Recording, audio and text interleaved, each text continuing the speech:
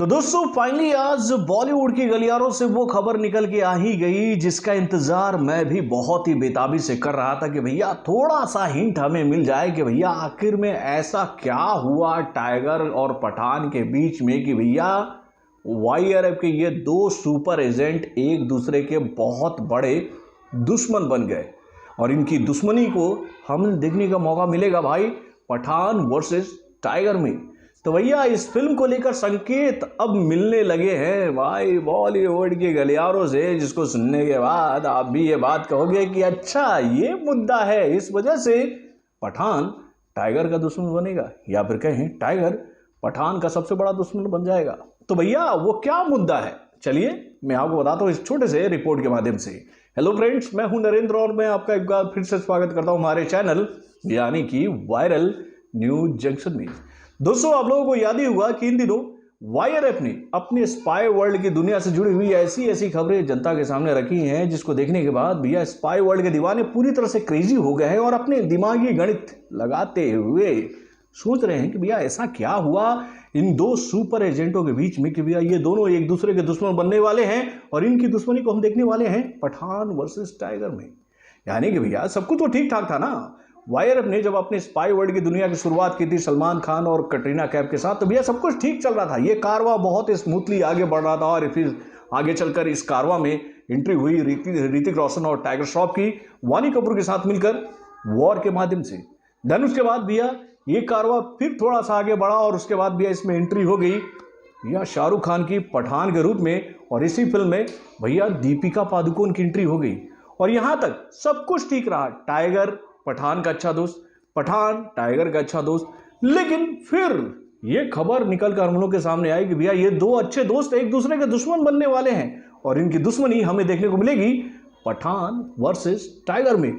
लेकिन भाई वो दुश्मनी का कारण क्या होगा, कैसे वो प्लॉट तैयार होगा, क्यों ये दोनों एक दूसरे के दुश्मन बनेंगे, इसको लेकर जानकारी हम लोग के सामने नहीं आई। और भाई जब ये सवाल पूछा गया वाईआरएफ के स्पाई वर्ल्ड के मेकरों से तो भैया उनके दिमाग में भी ये बात आई कि भैया हाँ हमें वो मुद्दा तैयार करना पड़ेगा, वो प्लॉट तैयार करना पड़ेगा कि जिसकी वजह से हम ये बात बता सके कि भैया इस वजह से इन लोगों के बीच में ये दुश्मनी शुरू हुई है। और भाई इसी दुश्मनी के प्लॉट को बनाने के लिए दो फिल्मों की घोषणा धड़ाधड़ कर दी गई वाईआरएफ के मेकरों के द्वारा।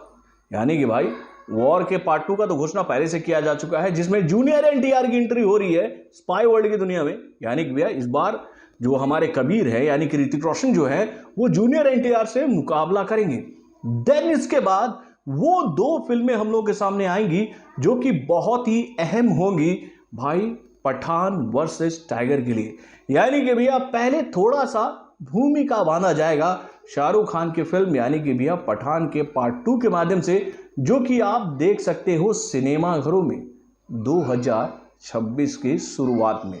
यानी कि भैया 25 जनवरी को ये फिल्म 2026 में रिलीज होगी, ऐसी खबरें अंदर खाने से निकल कर आ रही है। और उसके बाद वो असली मूवी आप लोगों के सामने आएगी जिसमें आपको ये बात पता चलेगी कि भैया इस वजह से पठान टाइगर के दुश्मन बन गए और टाइगर पठान के जान के दुश्मन बन गए। यानी भैया आलिया भट्ट और सरवरी वॉक की आने वाली फिल्म में आपको वो क्लू मिलेगा पूरी तरह से कि भैया यहाँ वो प्लॉट तैयार हो रहा है जहां से इन दोनों की दुश्मनी की शुरुआत होगी। और खबरें ये निकल कर आ रही हैं कि भैया इन दोनों के दुश्मनी का जो बीच का जो मेन कारण होगा वो होंगी आलिया भट्ट। यानी कि भैया आलिया भट्ट की वजह से इन दोनों दिग्गज स्पाई वर्ल्ड के एजेंटों के बीच में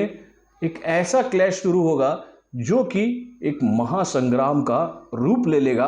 पठान वर्सेस टाइगर में। भाई ये बड़ी अपडेट आ रही है अंदर खाने से निकल कर और ये कुछ ऐसा हो जाता है ना मेरे भाई, अगर इस तरह का बात हो जाता है तो हमें भी काफ़ी खुशी होगी कि भैया ये वाला आइडिया सबसे पहले मैंने आप लोगों को बताया था कि भैया पठान वर्सेस टाइगर क्यों होगा,